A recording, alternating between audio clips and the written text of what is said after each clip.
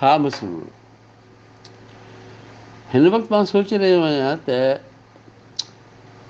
अयाज़ जे कहिड़नि किताबनि जा नाला वधीक ख़ूबसूरत आहिनि।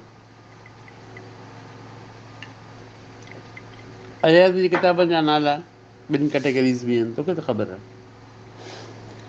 हिकिड़ा नाला उहे जेके हुन भटाईअ जे बहितर मां लिखिया, ऐं उहे बि उनजी चूंड, गज़ब जी चूंड। माना हर दौर में हुन जहिड़ी शाइरी कई, अहिड़ो ई भटाईअ जो उनवान खणी आयो। अयाज़ ते इन क़िस्म जी गुफ़्तगू अॼु ॾींहं ताईं न थी आहे, ख़ुदि अयाज़ जी दौर में न थी हुई। ऐं हुनजी दिलि जी तमामु गहरनि तहनि में इहा ख़्वाहिश हुई त मुंहिंजी शाइरी ते ईअं ॻाल्हायो वञे। सो अॼु मां सोचे रहियो हुउसि त हुन पंहिंजी किताबनि जा जेके नाला रखिया, उन्हनि में सभ खां ख़ूबसूरत नाला कहिड़ा हुया।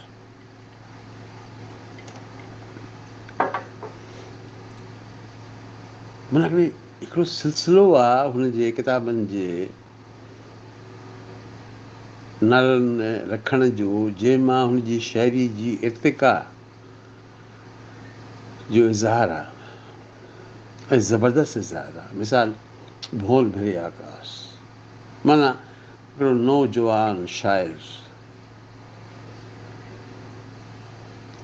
हिकिड़े भोर वांगुरु हिकिड़ी हुस्न ऐं जवानी ऐं मोहबत जे फुलवाड़ीअ में भोल भरे आकाश, अञा हू लथो न आहे।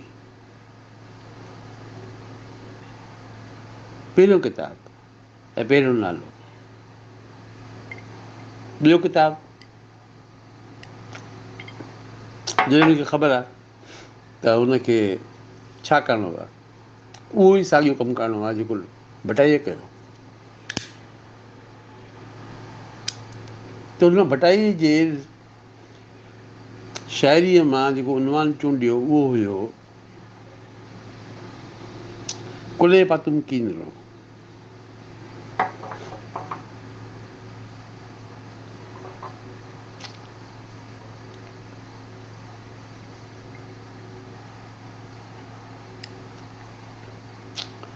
कुले पातुम कीनरो हिकिड़ी अमली शाइरी जी शुरूआति हुई, हिकिड़ी मक़सद वारी शाइरी जी शुरूआति हुई।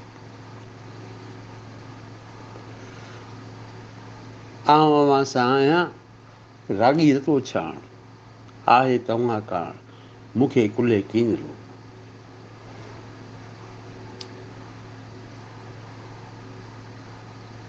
त इहो उनवान इन अयाज़ जे शाइरीअ जे बहसियत शाइर जे उमिरि जे उन दर्जे खे, उन मोड़ खे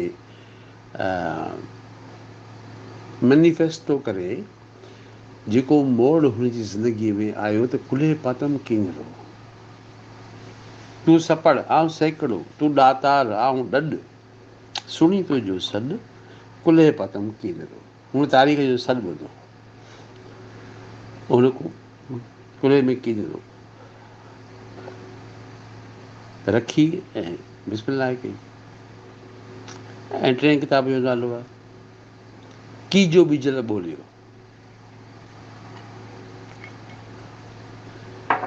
कीनरा त सभिनी वटि हुया, कुला बि सभिनी वटि हुया, पर हर कुले जे कीनरे ईअं भॼ त न कई, उनजे तारुनि उन नमूने जो तूफ़ान पैदा न कयो जेको बिजल जे कीनरे कयो। त हुन टे किताब जो नालो इहो रखियो। चौथे किताब जो नालो हुन रखियो विॼूं उछड़ाई। पोइ जॾहिं हू इन टिनि मरहलनि मां गुज़री चौथे मरहले में दाख़िल थियो,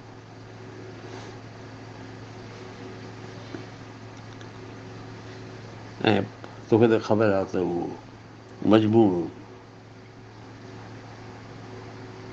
शाह जे रिसाले खां पोइ जेकॾहिं सिंधी शाइरीअ में कंहिं किताब खे तक़दुस वारी हैसियत मिलणु खपे त उहो किताबु आहे बिजू छणायूं।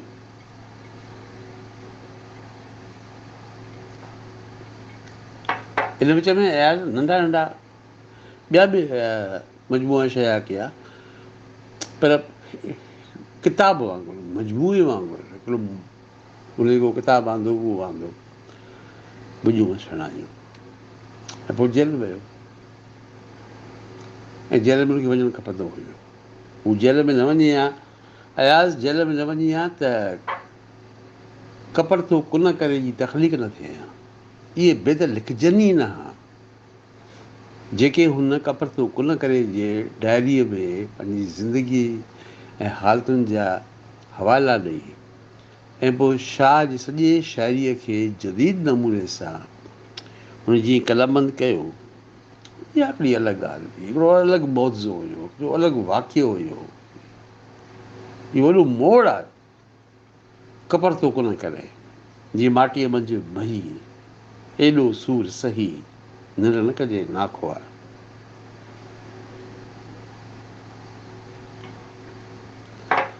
ऐं उन वक़्तु ताईं अयाज़ जी ज़िंदगीअ में हिकिड़ी सियासी ऐं समाजी भौचार आया,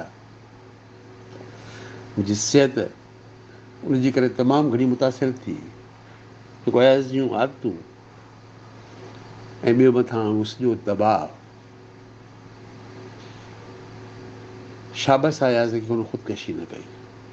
अयाज़ जी जो दिमाग़ जूं जेके रॻूं हुयूं उहे एॾियूं, उनजा ॾोरा एॾा त मज़बूत हुया जो हुन माण्हूअ सभिनी खां कम वटि सॼी ज़िलत छटी। अयाज़ उन वक़्तु हिकिड़ी मसीह वांगुरु हो जेको हिकिड़ी स्लेब खे घेरे रहियो हो ऐं एॾी तकलीफ़ मां गुज़रियो जो हुन खां मंज़ूम शाइरी हुन खां हली वई। हुन मंज़ूम शाइरीअ लिखण जी कोशिशि कई त हुन फ़क़ति वायूं लिखियूं लड़ियो लकनि में।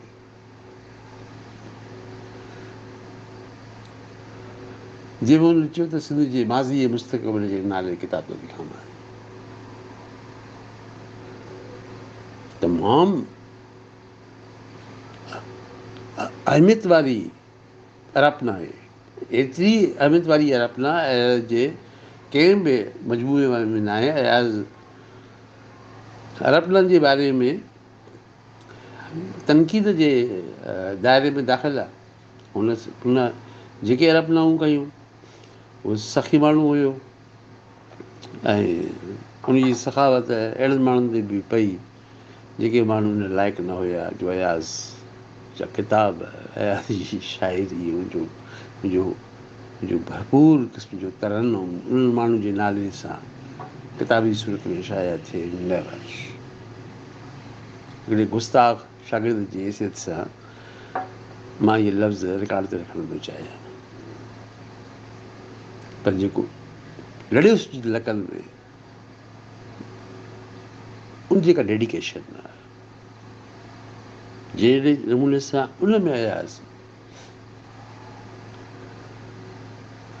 पंहिंजी ज़िंदगीअ जे अहम तरीन मोड़ ते जॾहिं उनखे शाइरी छॾी वई ऐं जॾहिं शाइरी छॾी वेंदी आहे तॾहिं माण्हू फ़क़ति वायूं लिखी सघंदो आहे। हिकिड़ी वायू हिकिड़ी वर्लाप आहिनि, वाई माना विछोड़े जो वर्लाप। अयाज़ जी जो उहो जेको नंढो मजमूओ आहे उहो शाइरीअ खां विछोड़े जो वर्लाप आहे। हालांकि हुन में हसीन तरीन शाइरी आहे, काफ़र शाइरी आहे, कजरी अखियुनि वारनि शाइरी आहे,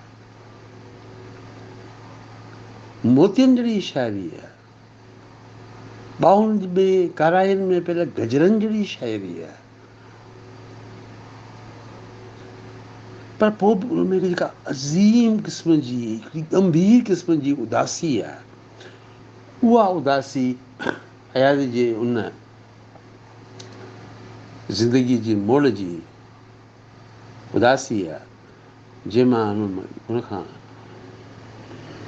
जेको हुनजो हज़ीन तरीन क़िस्म जो तूफ़ानी क़िस्म जो तरन्नुम हुयो उहो हुनजे हथनि मां ईअं निकिरी वियो जीअं वक़्तु हथनि मां निकिरी वेंदो आहे, जीअं पारीअर उॾामी वञे, कबूतर उॾामी वञे, हथनि में कुझु न रहे, जीअं प्यारो भरी वञे, हथनि में कुझु न रहे, ख़ाली हथ, रोआं कीअं प्रिय खे रोई न ॼाणा, मथे कयो भुणा हंजुनि हाणा हथड़ा, जॾहिं रोअण बि मामूली लॻे, रवायती लॻे, अहिड़ो मातम आहे लड़ियो सुज लकनि में, लड़ियो सुज लकनि में ते त हिकिड़ी पूरी हिकु न पर घटि में घटि केतिरियूं वेहकूं थियणु खपनि, रुॻो मुंहिंजो न ॿिया बि अचनि, सलाहे आम है यारान ने नुक़्ता दां के लिए, नुक़्ता खणी अचनि, हिकु हिकु वाई वठी अचनि, गोरा छपर प्यार जा पखी घायल पर,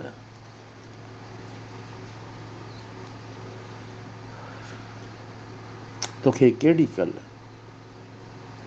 जीअं न अचे झल मूंखां सुन न विसरे, तूं ई नाहे मलीर आऊं उहा ई मारवी, हाय अभागी माउ तो खारियो पंहिंजो खीर,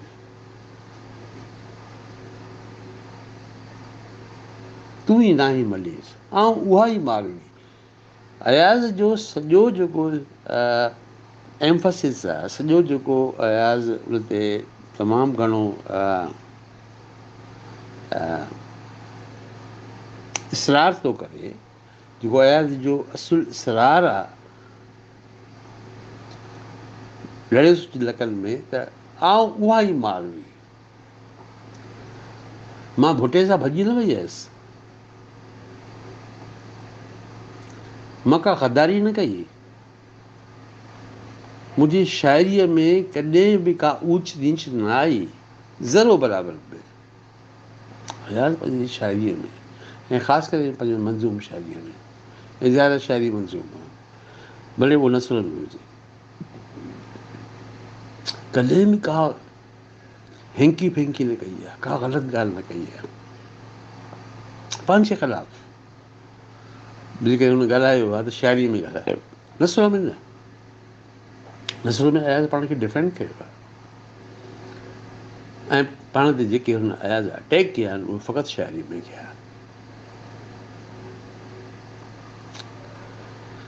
सो उनखां पोइ जेको हुन वटि मातम बचो,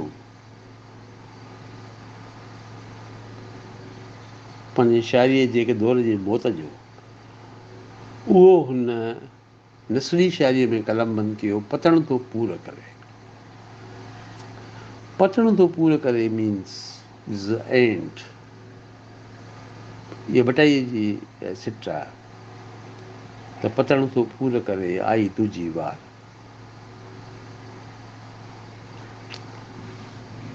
भला हाणे ॿेड़ी तयार आहे, हाणे पतण ते तूं बीठो आहे, हाणे वेह हल त हलूं हुन पार, ऐं पोइ इहो अयाज़ हुयो जे वरी हिकिड़े ज़िंदगीअ में ॿियो तख़लीक़ी जनम वरितो, ऐं हुन पोइ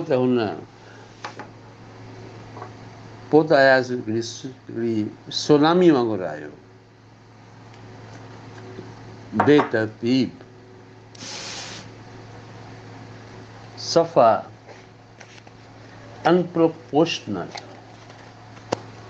अयाज़ जी सॼी शाइरी प्रोपोर्शनल, पर उनखां पोइ पतण थो पूरो करे खां पोइ जेका अयाज़ शाइरी कई उन में हुन पंहिंजा सभु हथियार इस्तेमालु कया, जेको बि हुन वटि असला खानो हुयो आर्ट जो, हर गोली हुन हलाई, हर हथियार हुन हलायो।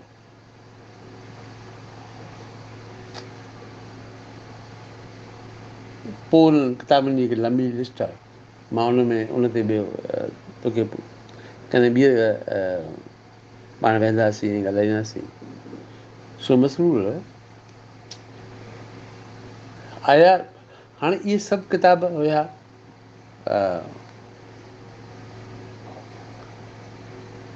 उहा जेका छपर छाया हुई, उनजा किताब, उनजा नाला उहे छपर छाया में हुया मिटाईअ जी।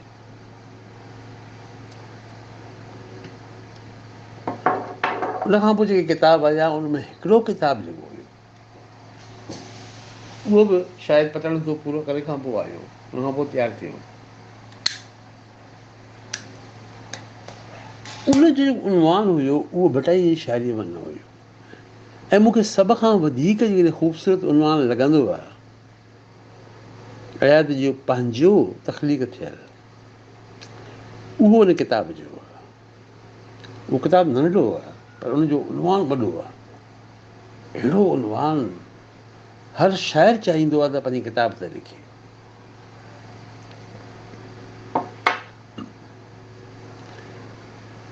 उहो किताबु हो त टुकरा टुटल स्लेब जा।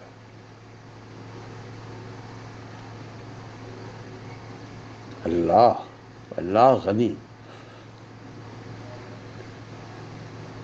नसली शाइरीअ जे टोटनि ते, टुकरनि ते जेकॾहिं को एतिरी घणी तख़लीक़ी अज़मत जो पाछो विझी सघे थो, उहो फ़क़ति इहो उनवान विझी सघे थो त हीअ टुकड़ा टुकड़ा न सम्झो, हीअ मुंहिंजे स्लेब जा टुकड़ा, हीअ आम टुकड़ा न आहिनि। ऐं मां उन स्लेब खे टोड़े हाणे आज़ादु थी वियुमि।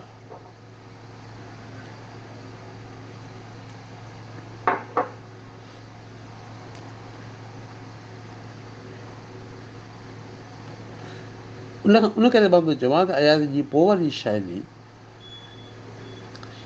ईअं तूफ़ानी शाइरी हुई जीअं तूफ़ानी शाइरीअ में जे हवाले सां असांखे अहिड़े इनक़लाबीअ इंसान जी ज़िंदगीअ जो दास्तान पेश कयूं जेको पंहिंजे मौत खां पोइ ॿीहर उथे नओं जनम वठे ऐं पंहिंजी ताबूत खे टोड़े ॿाहिरि अचे। अयाज़ ताबूत जो ज़िक्र न कयो, पर अयाज़ मसलूब कयो वियो हो, अयाज़ खे स्लेब ते चाढ़ियो वियो हो। अयाज़ इहो चवण बि चाहियो त मां सिंध जो अदबी ईसा आहियां, तव्हां मुंहिंजे जेके सिर ते ताज रखियो आहे कननि जो, जेके तव्हां मुंहिंजे हथनि में कोका हया आहिनि, जेका बि तव्हां मुंहिंजी ज़िलत कई आहे, जेका तव्हां मुंहिंजी तौहीन कई आहे, उन खां पोइ मां उन स्लेब खे टोड़े ऐं ॿीहर वाक करणु लॻो आहियां, ॿीहर हलणु लॻो आहियां। जेको उहो उनवान आहे, उहो एॾो ख़ूबसूरत उनवान आहे जो इहो त हिन वक़्त ताईं कंहिं बि शाइर, मिसाल अमेरिका जो अज़ीम शाइर आहे जे किताब लिखियो लीव्स ऑफ ग्रास,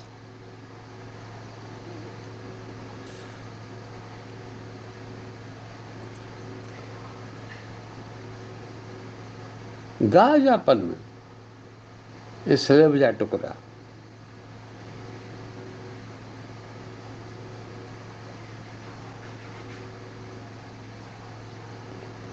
केॾो वॾो तफ़ावत को तसवुर बि करे सघे थो। बौद्लेयर जो किताबु आहे, फ्रांस जो जेको शाइर, फ्लावर्स ऑफ सिंस, गुनाहनि जा गुल, काॾे गुनाहनि जा गुल, काॾे टुकड़ा टुटल स्लेब जा, ज़ंजीरनि जूं कड़ियूं, उहो तासुर पैदा न कंदियूं जो स्लेब जा टुकड़ा पैदा कंदा। ऐं स्लेब जा टुकड़ा फ़क़ति उहो ई करे सघे थो जेको मसलूब आहे, जंहिं पंहिंजी स्लेब खे पाण टोड़ियो आहे, जेको पंहिंजी स्लेब तां पाण लथो आहे, रतो छाण।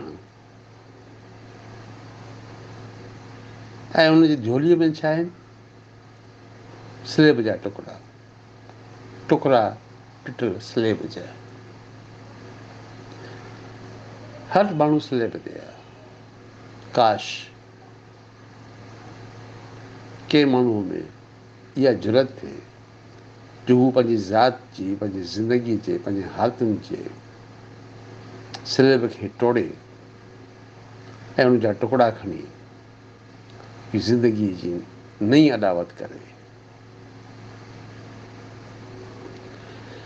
आज के लिए बस इतना ही।